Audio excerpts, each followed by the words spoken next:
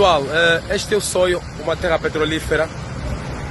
Conseguem ver uma terra que produz petróleo, Eu estou no Soio. Esta é a estrada do Soio, uma terra que produz petróleo há mais de 45 anos. Essa estrada conseguem ver nas bombas, na cidade onde se produz petróleo, umas bombas sem combustível.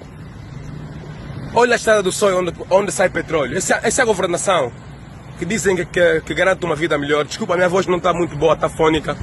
Mas essa é a estrada do Soio, um Soio que produz petróleo há mais de 45 anos.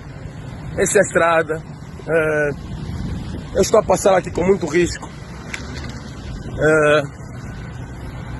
Entretanto, nunca tem combustível. Quase até ia caindo. Esse é o Soio. As bombas todas cheias, não tem combustível. Infelizmente, esta é a estrada do Soio.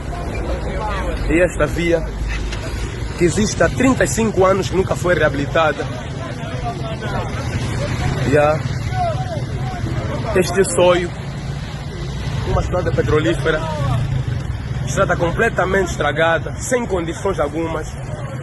É aqui a chamada 7 pontos. Olham aqui, a cidade do Soio é esta. Não tem nada, a estrada completamente esburacada. Uma cidade riquíssima, com muito dinheiro. Esta é a estrada do Soio. Chamam 7 pontos.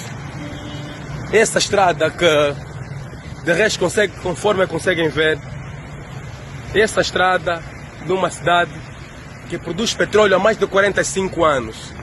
Este é o Soio. Este é o Soio que produz petróleo, um país que é governado por pessoas sem sensibilidade. Portanto, estou a fazer reportagem aqui e depois vamos trazer mais novidades. Eu estou no Soio.